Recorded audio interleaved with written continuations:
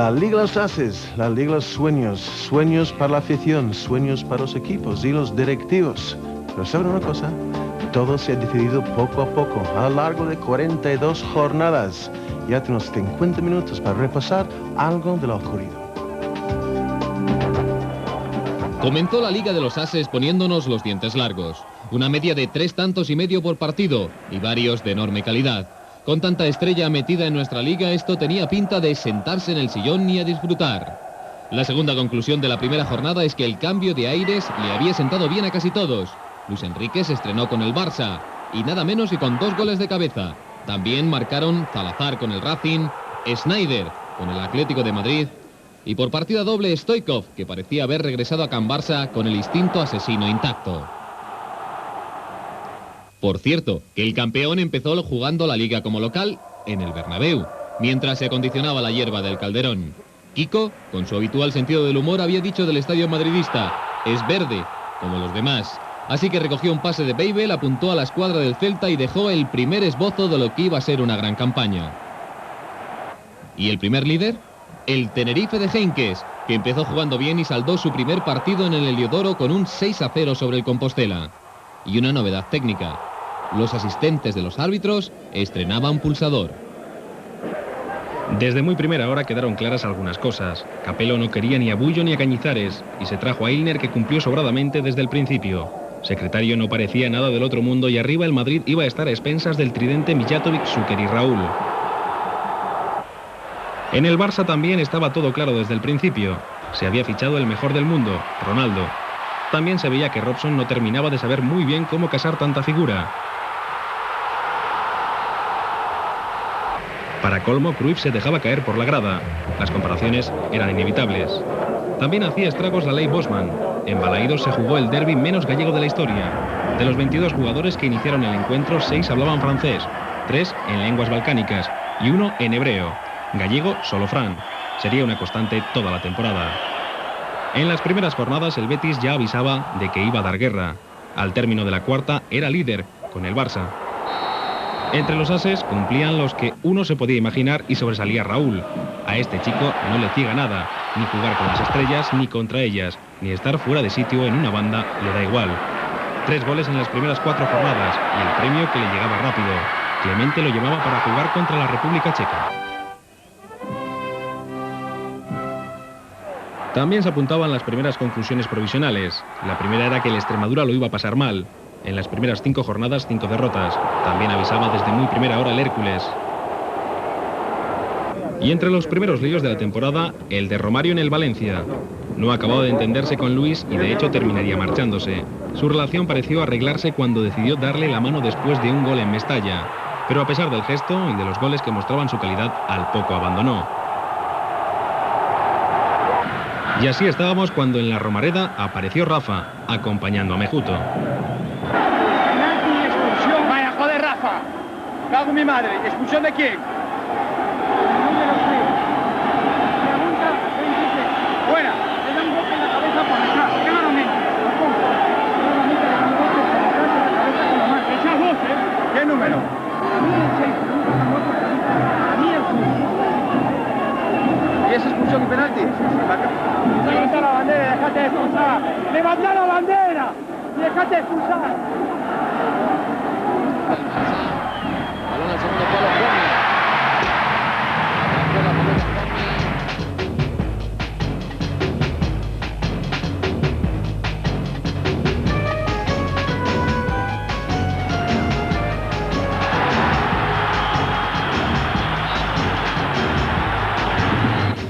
Lo del Sevilla daba mala espina. 5 partidos, 4 derrotas y en la quinta jornada le tocó encajar 2 golitos en su partido en Logroño.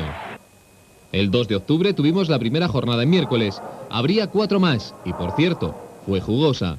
El Madrid, que ganó por 2-0 al Español, se situó como líder, con los mismos puntos que el Barça. Los de Robson habían cedido ante el Tenerife su primer empate en casa y tenían ya a Ronaldo encaramado en la cabeza del Pichichi. Y en Riazor, al final del Depor Rayo, un objeto impactó en la cabeza de Jon Andreu. El cierre del estadio provocó que el Endoiro acabase peleando con la Federación y con la UEFA, y el partido de suspensión no se disputó hasta 4 meses después. El Barça de Robson ofrecía serias dudas sobre su funcionamiento colectivo, pero Ronaldo las despejaba todas. Un 12 de octubre por la noche, agarró un balón hacia la mitad del multiusos de San Lázaro, dejó tras de sí una estela de rivales burlados y marcó un gol que tardaremos mucho en olvidar, Robson incluido. El Madrid ofrecía un juego rocoso y gris que no gustaba al público y que tenía un poco atacados a los jugadores, por ejemplo a Mijatovic, que protagonizó este feo incidente con Iñaki. Los nuevos fichajes del campeón, el Atlético, tampoco funcionaban. Y en Zaragoza, como era de esperar, los Ligallo ofrecieron su particular homenaje a Mejuto y Rafa. 15.000 silbatos sirvieron para reivindicar que en la Romareda no habían andado finos los colegiados. Mención especial para la Real, que andaba francamente bien. Buena parte de la culpa la tenían goles como este de Crayovean. Queda dicho que ni Madrid ni Barcelona encantaban a sus aficionados. Toda regla admite sus excepciones. En la octava jornada el Madrid tiró un órdago con 6 goles precisamente a la Real, que sin embargo tuvo razones para quejarse del arbitraje. El Barcelona respondió con 8 al Logroñés, entre ellos un penalti que lanzó Stoichkov, después de organizar un jaleo para que le dejaran lanzarlo a él. La fiesta estaba desatada. Aunque no en todas partes. Lopera llevaba su contencioso con Canal Sur al extremo de no dejar pasar a las cámaras de la Autonómica, que acabó encontrando la hospitalidad de una azotea junto al Villamarín. Los goles de Alfonso, que tenían encantada media España, se veían, pero desde lejos. En Riazor, cierres del campo al margen, se soñaba con el título. Rotaba magia a espuertas de las botas de Rivaldo y Martins. Lujo por todas partes, y la sensación de que 3 temporadas después de aquel célebre penalti de Djukic, Lendoiro había conseguido reunir a la mejor plantilla de la historia del club. Por entonces, un equipo empezaba ya a llamar la atención por encima del resto. No era otro que el Valladolid. Vicente Cantatore lo había cogido la liga anterior, aparentemente para administrarle la extremaunción. Ante el asombro de muchos, logró salvar la categoría, y en la Liga de los Ases estaba consiguiendo más de lo que nadie esperaba. En la jornada 11 ocupaba el segundo puesto. La posibilidad de que el equipo, entre taconazos y rabonas, se metiera en la UEFA parecía remota. Puede que solo Cantatore confiase en ello, pero al final hubo que darle la razón. Luis Aragonés ganaba su pulso contra Romario. El brasileño se quedaba fuera de las convocatorias, pero el equipo seguía ganando con goles como este, del Piojo López, que acertó desde el centro del campo. El Athletic de Luis Fernández era ya un equipo a seguir. Se había decantado descaradamente por el fútbol ofensivo, aunque tardó 9 jornadas en hacerlo. En la novena, el Athletic recibía al Tenerife de un viejo amigo de la catedral, Jupp Heynckes. Ese día los de Luis Fernández ganaron por 2-0. Julen Guerrero cerró una racha de más de 800 minutos sin marcar. 5 meses sin ver puerta. La jornada siguiente, el Athletic ganó por 6-0 al Logroñés, con 3 goles de Guerrero. Empezaba el camino a la UEFA. Ese mismo día cayó Lotina, el primero de una larga lista de entrenadores destituidos. Y en la jornada 8, noticia: Extremadura 2, Zaragoza 1, primera victoria de los extremeños en la máxima categoría. Malos tiempos también para Víctor Fernández. En la Romareda se había esfumado la magia. Madrid y Barça seguían repartiendo la de cal y la de arena. Las de cal las ponía casi siempre Ronaldo, elevado definitivamente a los altares. Las de arena llegaban del banquillo. 3 días antes, Robson la había montado en Sevilla, aunque ganó 0-1. ¿Dónde estaba el problema? Por ejemplo, en que Pichi entró por Stoichkov y solo 20 minutos después fue sustituido por Nadal. Y el Barça acabó jugando con 5 centrales: Couto, Popescu, Blanch, Abelardo y el propio Nadal. En una línea similar, Capello dejó una declaración de intenciones frente al Compostela. Mal partido resuelto con toques de clase de Raúl y Mijatovic. Y una tónica que se repetiría muchas veces. Con 0-1 entra Lasa por Zucker. Con 1-2, Fernando Sanz por Mijatovic. El Depor aguantaba el tirón, a costa, por ejemplo, del Zaragoza. La situación de uno y otro equipo quedaba meridianamente explicada en este gol de Martín Vázquez.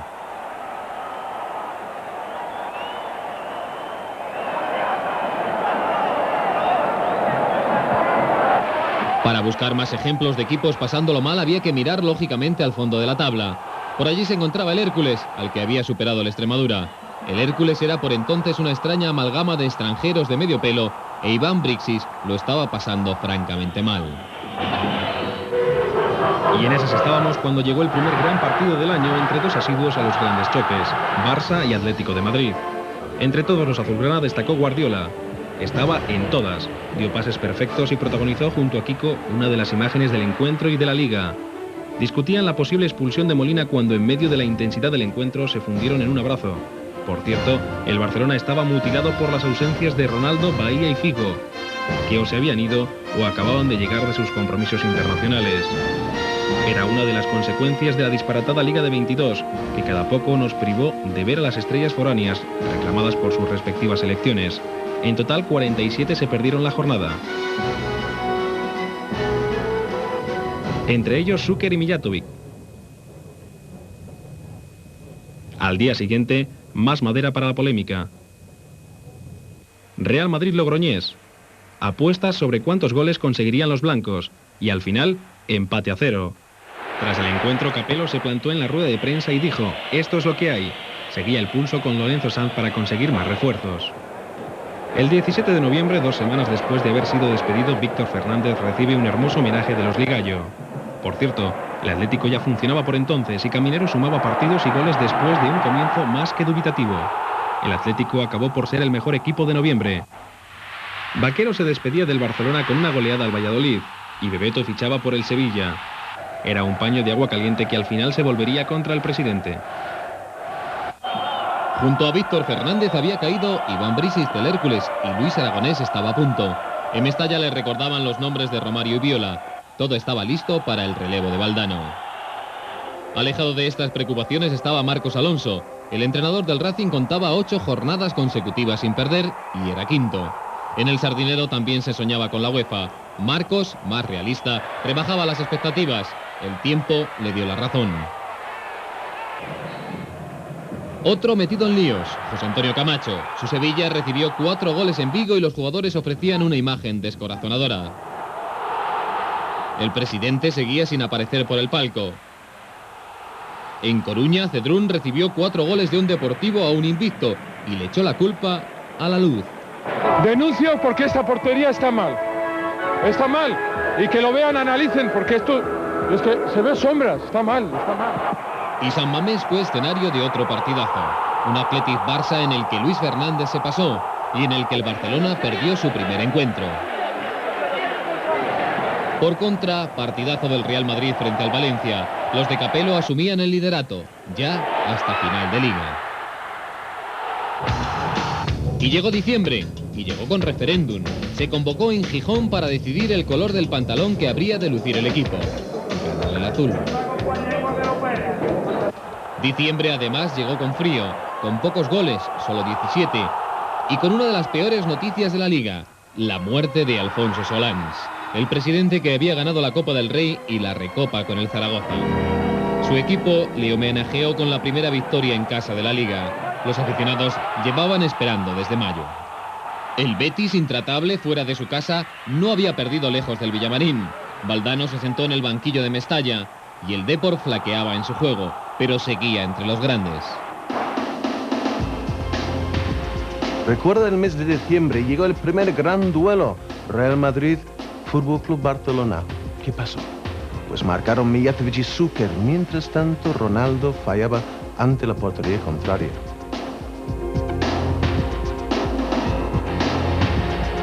Diciembre tenía una fecha señalada con colores en el calendario: el partido del año, del siglo o del milenio, la batalla de los ases, la guerra de las estrellas, colas ante taquillas con varios días de antelación, o sea, el primer Real Madrid-Barcelona de la temporada. 2-0, con goles de Šuker y Mijatovic, y un Ronaldo negado ante la portería rival.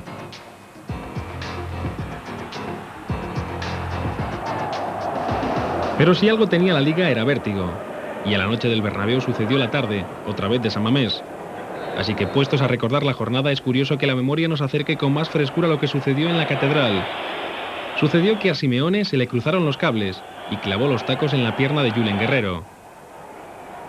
Sucedió que se vio un encuentro con toda la intensidad y el ritmo que no había tenido el del Bernabéu, y Luis Fernández acudió a la rueda de prensa cargado de Kleenex. ¿Qué le ha pasado antes? Sí. ¿Pero quién es el que ha pasado antes aquí? El señor Antí. Ah, porque ha olvidado los pañuelos. ¿Que estaba llorando? Poli, por favor. Primera entrada. Poli. El Celta, jugando francamente bien, coqueteaba en la zona UEFA. En cambio, el español de Pepe Carcelén andaba a 4 puntos de la promoción. Esa jornada ganó al Zaragoza, que ocupaba puesto de descenso y se llevó una prima de 10 millones, pero el público no estaba contento, ni Lara tampoco. El editor se aburría soberanamente en el palco. Después del derbi, la Liga se tomó un respiro, aunque breve.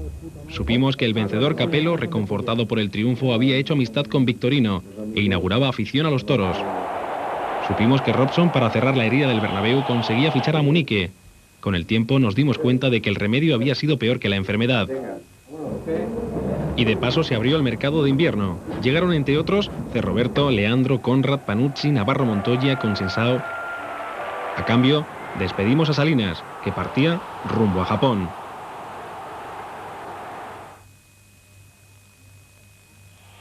Iba a llegar enero. Podría decirse que el mes de la cuesta, en realidad fue el mes de los pañuelos. Para Robson las pañoladas empezaron antes. El 22 de diciembre vio la primera, y eso que su equipo ganó en el Camp Nou al Celta.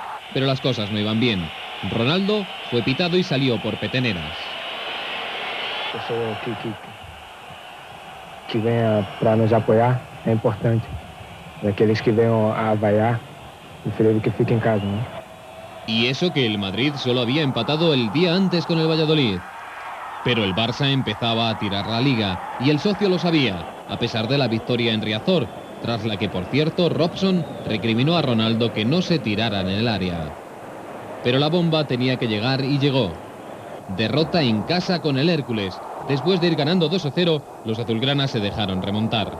Solo un día después de que el Madrid no pasara del empate a 0 en Almendralejo.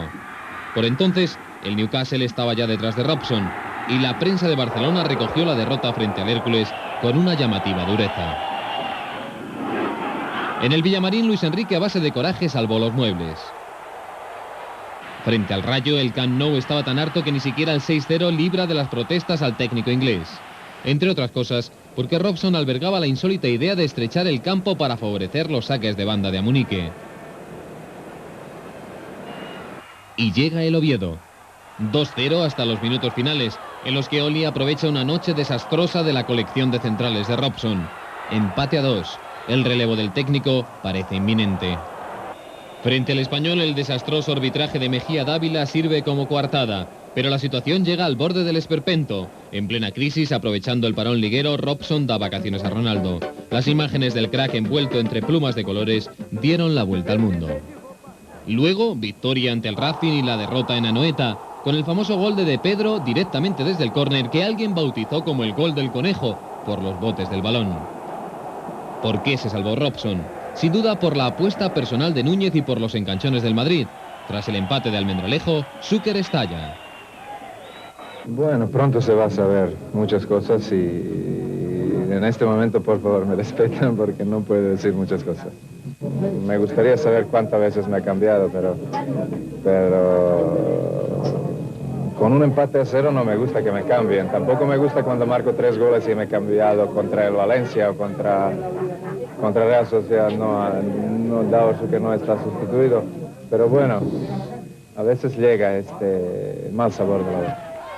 Además, Capello montó un escándalo en Alicante, partido en el que sentenció a secretario y Fernando Sanz. Empezaba a tener detractores en el vestuario. La semana siguiente el Betis empató en el Bernabéu y poco después el Madrid encajó su primera derrota de la Liga, en Vallecas. Visto desde Barcelona, a pesar de los problemas, el Madrid está a solo 6 puntos. Hay tiempo.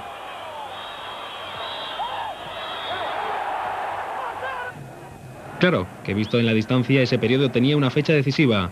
El 18 de enero, derbi en el Manzanares, al que el Madrid ya llega como campeón de invierno. Se adelanta el Atlético con gol de Kiko, pero surge imponente la figura de Raúl. Hace el gol del empate y luego recorta, quiebra, regatea, busca y encuentra. 1-2. El equipo se ha quedado con 10, sin Zúquer y Mijatovic, pero da igual. Raúl es el mariscal de campo. 2 asistencias suyas aprovechadas por Seedorf y Víctor sentencian el choque.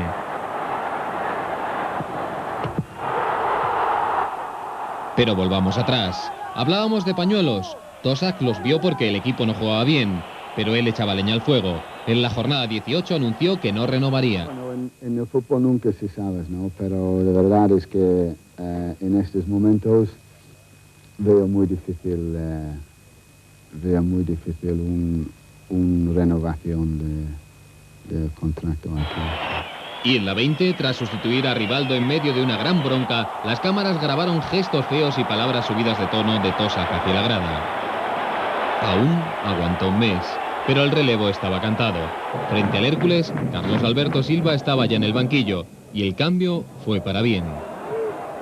Hubo pañuelos contra Espárrago, porque el Zaragoza seguía perdiendo y era cuarto por la cola. El uruguayo empeoró los resultados de Víctor Fernández. Acabó en la calle. El relevo, Luis Costa.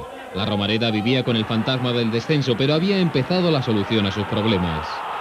Más pañuelos para Caldas, el presidente del Sevilla, que necesitó incluso protección oficial para acudir al palco. Harto de estar harto, Camacho se marchó. Había un dinero para hacer un equipo, tuvieron que hacer unos fichajes con ese dinero. Y un día antes de empezar el campeonato se cambió todo. Lógicamente a la afición no se le puede engañar. Y Bilardo, su sustituto, solo aguantó 4 jornadas, aunque antes dejó alguna perla, como empapelar la Romareda con carteles para solventar una antigua querella. Y mientras Caldas, aferrado al cargo, provocando imágenes bochornosas en Nervión. ¿Más pañuelos? Sí, en Alicante contra Aniceto Benito, el presidente. Había prometido 1.500 millones de pesetas en fichajes que no se veían por ningún lado. Allí nació el grito de Aniceto Pesetero. Y para cerrar la cuesta de enero, que se prolongó hasta mediados de febrero, pañuelos. Pañuelos para Floro, por lo mal que iba el equipo y por sus despistes. En la jornada 23 puso a 5 extranjeros en el campo. Para Valdano, porque el Valencia tampoco reaccionaba. Y hasta para Luis Fernández, por no poner a Urzaiz.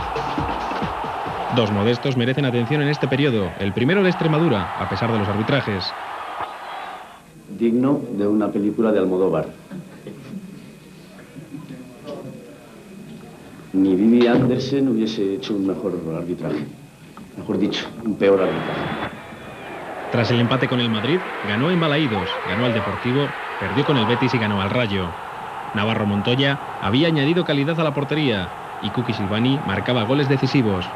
Pero los árbitros seguían haciendo de las suyas. ¿Adivinan el resultado? Efectivamente, pañuelos, además negros, contra los árbitros. Luego encadenó un empate y 3 victorias y se alejó para siempre del último puesto, e incluso llegó a estar fuera de la zona de descenso. El otro modesto era el Rayo. Le iban mal las cosas a Paquito, tanto que tras el partido contra el Extremadura fue sustituido por Zambrano. Caso curioso, doña Teresa estimó que el equipo, 2 puntos por encima de la promoción, necesitaba un revulsivo. Zambrano vivió su momento de gloria frente al Madrid, pero aguantó un mes y se marchó con el equipo en la zona de descenso directo. Tras él, Máximo Hernández acabó perdiendo la promoción, o sea que Paquito no era tan malo. ¿Le iban a alguien bien las cosas? Pues sí, por ejemplo la Real, que en la jornada 20 sumaba 20 puntos sobre 24 posibles y ocupaba el 4º puesto. O al Logroñés, precisamente el equipo que una semana después paró la Real. Los riojanos, tras despedir a Líber Arispe, habían recurrido a 2 recetas familiares: los golpes en el pecho de Aimar y la casta del Tato Abadía. Y de repente la Liga se estabilizó. Entre finales de febrero y mediados de abril, igualdad en la cabeza. El Barça golea al Zaragoza con 3 goles de Ronaldo. Y el Madrid golea al Oviedo, con 3 goles de Súquer. Depor y Betis aspiran aún a meterse muy arriba. Se enfrentan en Riazor y los de Silva le hacen encajar a los béticos la primera derrota lejos de su estadio. La penúltima sacudida llegó una semana después. El Barça pierde 4-0 en Tenerife y el desconcierto llega al punto de que Ronaldo pide explicaciones al banquillo. También podría habérselas pedido a César Gómez, el único defensa que consiguió anullarle en los 2 partidos en los que se enfrentó a él. El Barça queda a 9 puntos del Madrid y Núñez empieza a dejar caer que este es un año de transición. Para compensar, el diario AS desata la bomba de la temporada. Capello quiere irse. El Madrid gana 0-2 al Español, pero se siente desorientado. En la jornada 28, Robson se acuerda de la Peña. Lopelaz se quedará en la alineación para el resto de la Liga. El Barça juega bien y golea al Compostela. Y el Depor se exhibe ante el Oviedo. Rivaldo y Renaldo fabrican un gol para no olvidar. Entre semana el partidazo. Barcelona 5, Atlético de Madrid 4. El Barça recupera confianza. Y el domingo, victoria apurada en Logroño. Un magistral pase de la Peña sirvió para que Amunique hiciera lo único positivo de su estancia en el Barça. El Madrid gana 1-2 en Anoeta. Raúl vuelve a desatar el partido. El Betis reaparece en la lucha por el título. Entre semana ha recuperado el encuentro aplazado ante el Sporting. En 3 partidos Alfonso acumula 8 goles. 3 al Atlético, 2 al Sporting y 3 al Rayo. El Betis tiene los mismos puntos que el Barça y el Depor, que lleva 5 victorias consecutivas, está 2 por debajo. En plena explosión de la cantera azulgrana, Óscar marca frente al Sevilla a pase de De la Peña. El Madrid vence por 2-0 al Zaragoza. El Betis, en el que el Opera ha agravado el conflicto con Canal Sur, vence por 4-0 al Oviedo y el Depor gana con apuros al Racing. El domingo siguiente empatan los 4, el Barça en Valencia, el Madrid con Cerroberto como titular en Tenerife, el Betis contra el Español y el Depor en Anoeta, después de un sonoro error de concentración de Songo. Rivaldo lo enmienda con un impresionante lanzamiento de falta. Llegamos a la 32, ligeros cambios, el Barça golea al Sporting y De la Peña se sigue luciendo. Pincha el Betis, que deja escapar un empate en el Villamarín frente al Racing, y pincha sonoramente el Madrid, que empata a 0 en el Bernabéu contra el Compostela. Rivaldo aguanta el tirón del Depor, pero el equipo de Carlos Alberto Silva claramente ha perdido gas. Y la semana siguiente, el descolgado es el Depor, que cae en Tenerife a pesar de los lujos de Rivaldo. El Betis gana a última hora en Anoeta. Y el Barça, aparentemente recuperado, gana en el Manzanares en un partido inmenso de Ronaldo y De la Peña. El brasileño logra 3 goles y a esas alturas le saca 5 a Alfonso. Y gana el Madrid en Logroño por 0-2, aunque de lo que nos acordaremos es del lío de los madridistas para lanzar las faltas. Capello se fue a casa masticando una situación comprometida.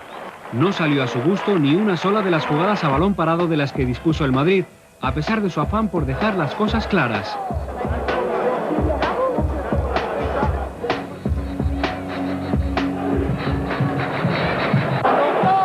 Capello ordena a Víctor que pare el balón para que centre Roberto Carlos.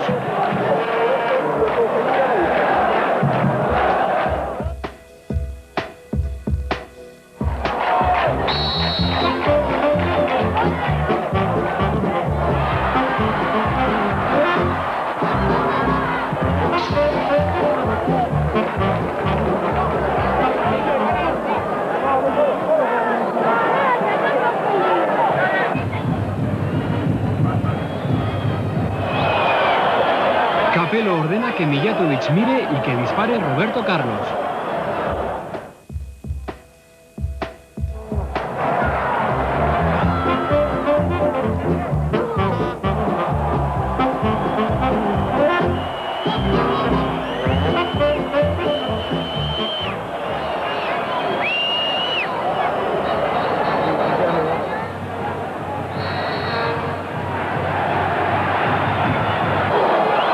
Capello ordena a Roberto Carlos que abra el balón a la posición de Víctor.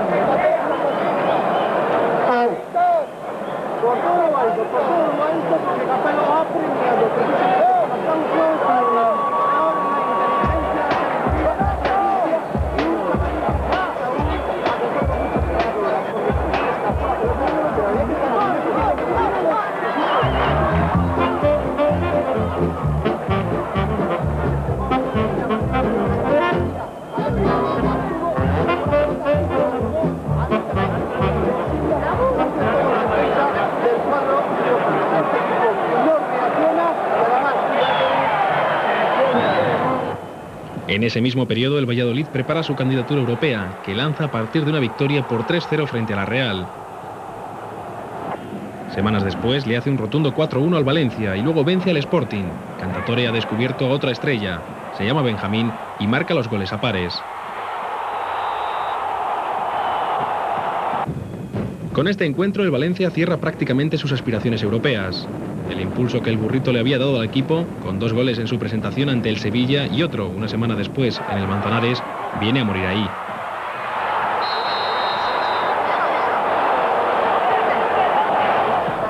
El Zaragoza de Luis Costa pega un arreón que le salva la vida. La reacción empieza con una victoria ante el Valladolid que tuvo su aquel. Volvía Mejuto a la Romareda. y los ligallos le recordaron su paso por allí en la primera vuelta.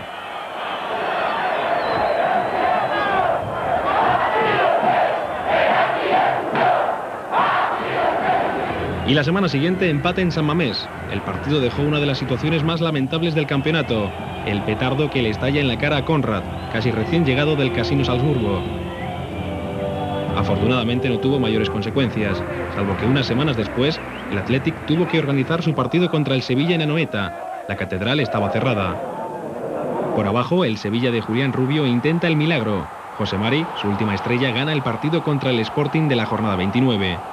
El público llena el estadio, pero queda la sensación de que la reacción ha empezado demasiado tarde.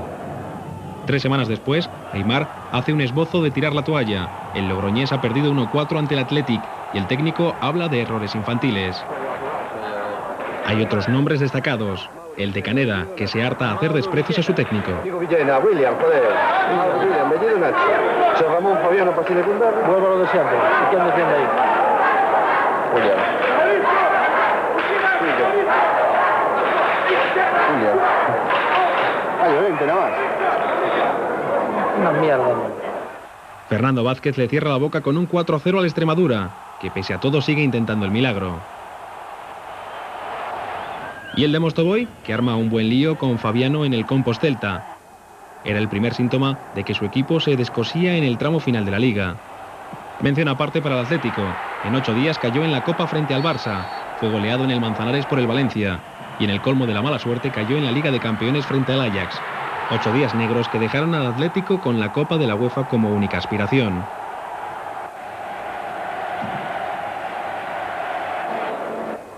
Así que, a 9 jornadas del final, todo estaba listo para el sprint decisivo. Pero el Barcelona iba a hacerlo lastrado. La directiva había ofrecido a final de año la posibilidad de mejorar el contrato de Ronaldo para blindarlo.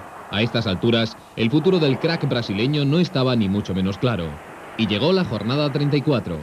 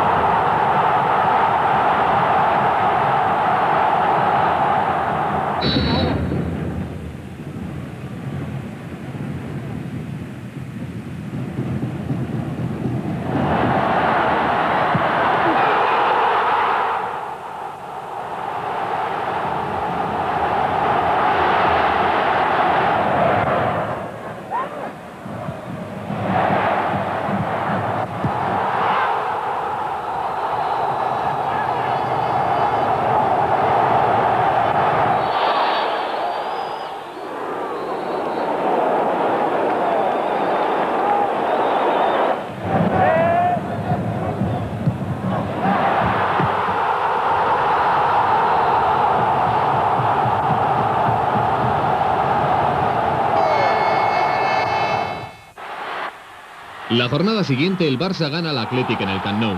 Otra vez Ronaldo comparece ante el gol. Y el lunes el Madrid pifia en Valencia. Empate a 1 y 8 puntos de distancia. Lo de Capello ya es oficial. Esa es una rueda de prensa para comunicar a mi decisión de irme al club del Real Madrid al final de la temporada. Insultos al italiano y muchos apuros frente al Sporting, que se adelanta en el marcador. Los de Capello completan su 12ª remontada en la Liga. Al Barça le espera el Extremadura, que no ha perdido en casa desde que cuenta con el Mono Montoya. 2 goles de Luis Enrique y 1 de Ronaldo acaban con la racha. Siguen los 8 puntos de distancia.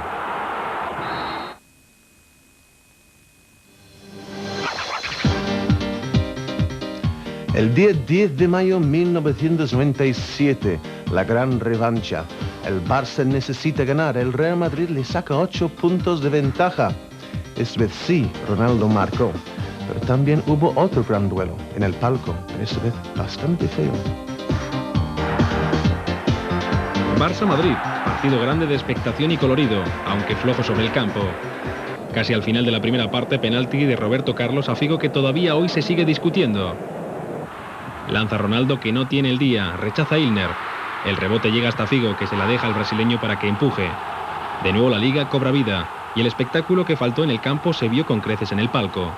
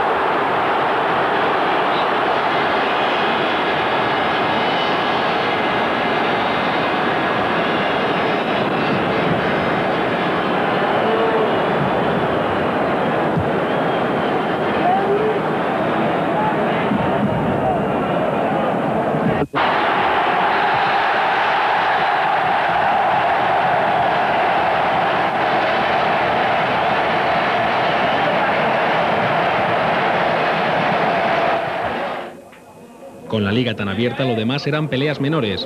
El Betis se había caído del sprint por la Liga de Campeones con un empate ante el Compostela y una derrota en las Gaunas. El Depor vivió en las jornadas 34, 35 y 36 de 3 goles de Rivaldo, los 2 primeros magistrales, frente al Compostela y frente al Logroñés.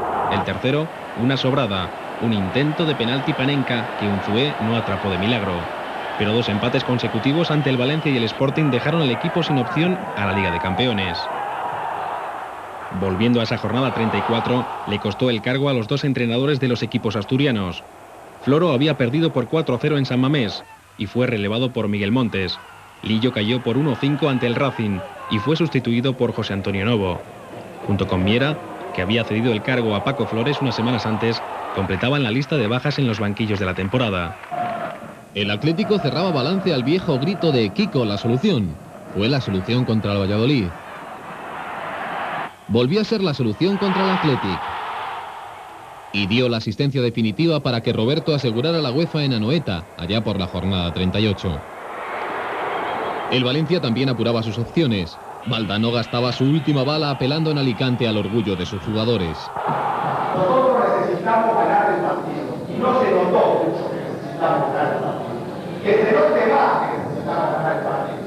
Que haya una agresividad física, una agresividad mental, un deseo de la gente de arriba de ir a marcar gol, que se vea que esto tiene la categoría de final para nosotros, porque la tiene. Esta es una eliminatoria de Copa de Europa, porque si no ganamos no hay Copa de Europa. Pero tanto nadar para ahogarse en la orilla. 2 semanas después, una derrota por 3-1 en Vallecas ponía punto final a sus aspiraciones europeas. El Tenerife las había enterrado prácticamente el día que Henkes dijo que no seguía. Así que había 3 equipos por los 2 puestos restantes en Europa. Hubo que esperar a la penúltima jornada para dirimirlos. El Valladolid consiguió premio con una victoria sobre el Hércules y Cantatore salió a hombros, no merecía menos. Y el Athletic lo hizo al día siguiente con un gol de Guerrero frente al Depor. A la Real no le quedaba más remedio que esperar otra ocasión. La lucha por evitar el descenso alcanzó una intensidad terrible. 11 equipos luchaban por escapar de las 4 plazas de descenso y una de promoción en un final de liga plagado de enfrentamientos directos. A falta de solo 3 jornadas, el Logroñés es el primero en caer. Un empate en las Gaunas contra el Oviedo acaba con sus esperanzas. El sábado siguiente la afición del Villamarín está volcada con el Sporting. Algún seguidor del Sporting no se cree lo que está viendo. Es surrealista, tío. ¿Qué es surrealista? Joder, que la gente le sigue ganando el Sporting, tío. Eso es increíble. Es que ves, lo ves, tío. Es que es imposible, tío. Si para mí que estoy soñando, tío. Esto no es mentira, si estoy dormido, tío. El motivo no es otro que una victoria de los asturianos pone al Sevilla con pie y medio en segunda. El gol de Cherichev se celebra como si lo hubiera marcado Alfonso. Y el Sporting gana. El primer perjudicado es el Hércules, que automáticamente desciende. Y al día siguiente cae el Sevilla, de nuevo con el Oviedo como verdugo.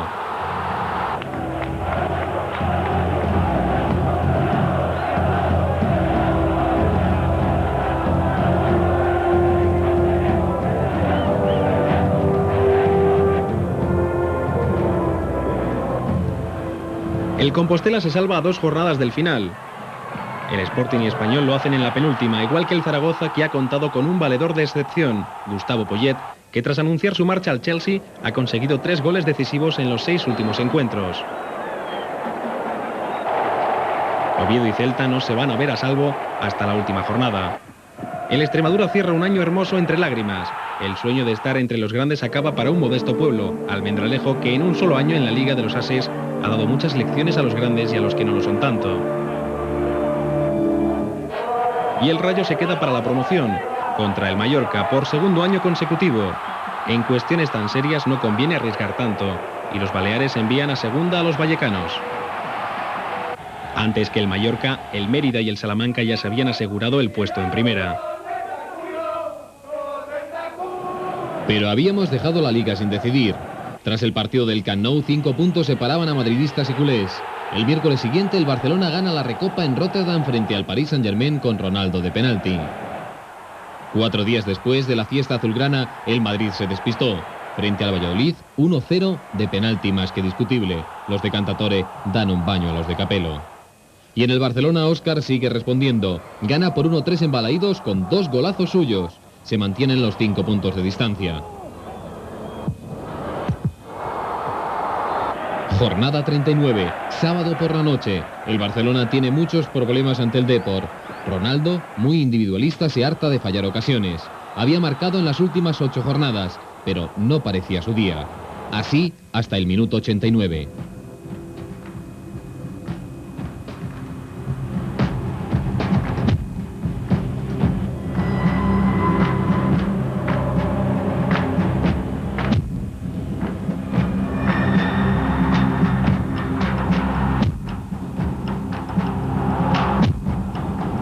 Era su gol número 34 en la Liga, el del adiós. Esperaba su selección. Se despedía dejando la presión en el bando madridista. Y la presión cristalizó en lo que el diario AS definió días después como Gindama. Gindama, miedo, canguelo o lo que fuera, el caso es que el Madrid cayó en San Mamés. Luis Fernández se había prendido la presión de Capello en la media, así que se saltó el centro del campo a pelotazos. Carlos García envió el balón a la red. El Barça estaba a 2 puntos. Pero si el Barça tuvo 2 años al Tenerife como aliado, el Madrid tuvo al Hércules 2 veces en un año. Núñez y Robson diseñaron una curiosa estrategia para preparar la jornada. El presidente, reunido con los representantes de Ronaldo, llegó a un supuesto acuerdo de renovación que anunció a bombo y platillo y que duró lo que un pastel a la puerta de un colegio. De camino se habían roto las negociaciones para renovar a Guardiola. Y a Robson, crecido, le da por enzarzarse con Giovanni, que también estaba lejos. El Madrid, que esperaba a la Extremadura, asiste incrédulo al disparate. El jueves Guardiola pone una nota de cordura y recuerda que hay que preparar el partido de Alicante, porque el equipo se sigue jugando la Liga. El objetivo es muy claro y muy sencillo, que tenemos un partido el domingo contra el Hércules de Alicante. Estamos a jueves y no hemos hablado en absoluto de ese partido.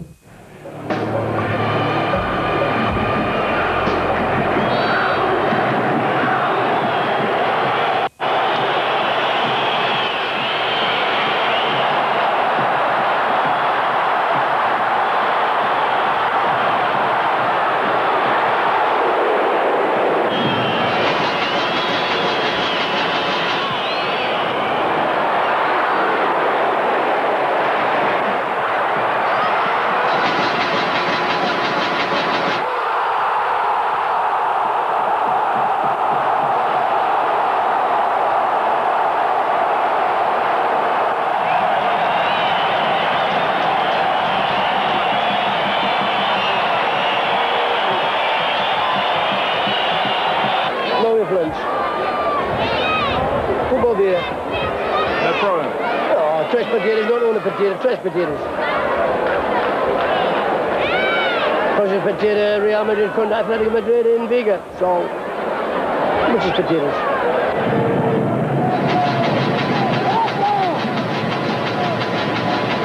¡Dale, vamos! No, tranquilo. No pensamos en nuestro partido.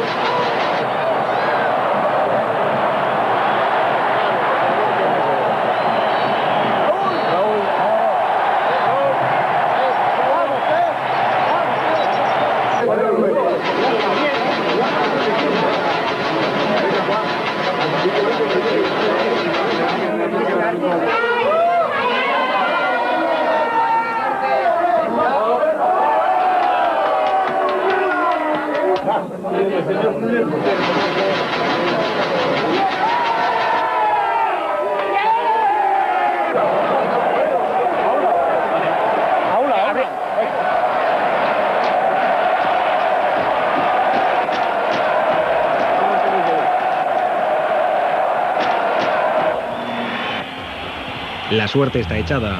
Al Madrid le falta un punto en 2 partidos y lo consigue con creces en un gran encuentro frente al Atlético de Madrid. Raúl, Hierro y Mijatovic consiguen los goles que hacen campeón al Madrid. De ahí a Cibeles, en una noche que acabará siendo amarga por la muerte de un hijo de Alfonso del Corral.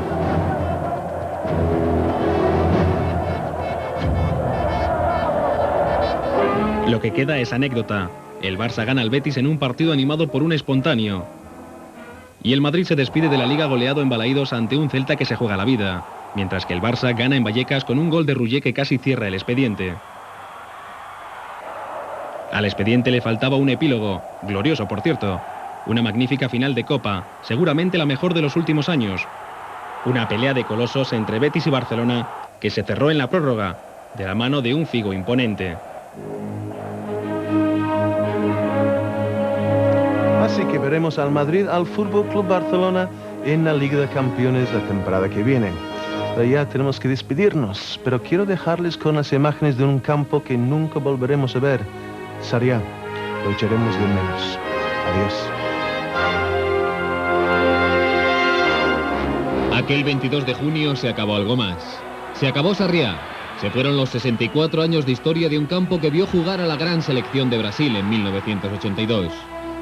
Un campo por el que también pasearon su fútbol Ricardo Zamora, Alfredo Di Stéfano y Ladislao Kubala.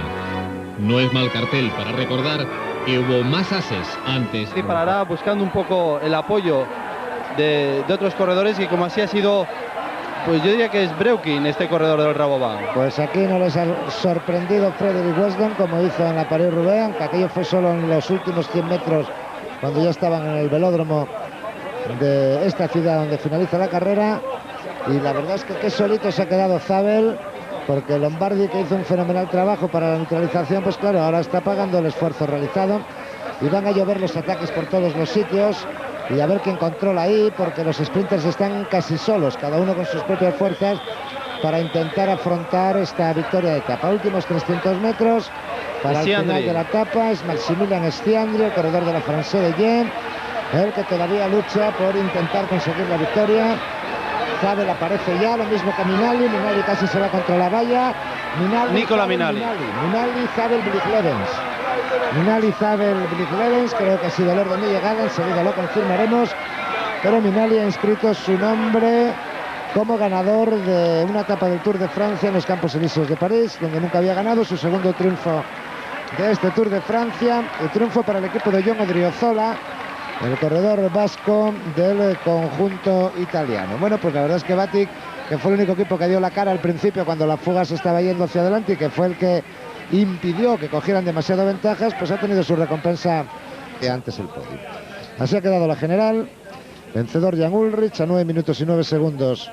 Richard Virenque a 14.03 Marco Pantani, a 15.55, es decir, a 1.52 del italiano Abraham Olano, a 20.32 Fernando Escartín, Francesco Casagrande a 22.47, a 26.34 Bjarne Riis, Jiménez a 31.17, Difo a 31.55 y Roberto Conti a 32 minutos y 26 segundos.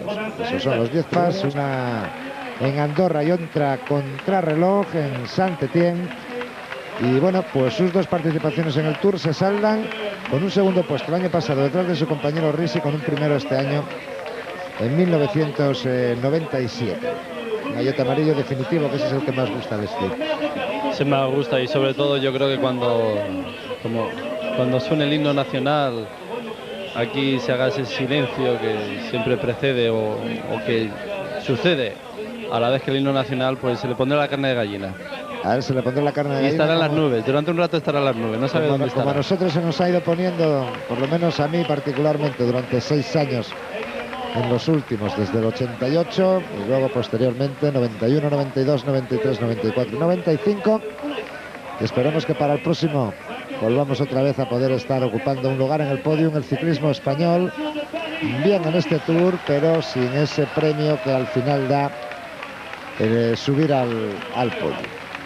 Jan Ullrich, alemán de Rostock, de la antigua República Democrática, ganador del Tour de Francia de 1997. El futuro del ciclismo probablemente pase por sus piernas. Vamos a ver lo que es a partir de este momento este jovencísimo corredor. Pues la verdad es que, como acabas de decir, segundo en el primer Tour, primero en el segundo Tour. La verdad es que lleva una media difícil de igualar, ¿no? Aquí sí, con mis confusiones. La verdad es que es muy difícil de igualar, sí. La verdad es que en esta ocasión no se puede decir esto de que cumple el sueño de toda su vida, porque como antes contaba Pedro Delgado, Casi ni sabías jugar.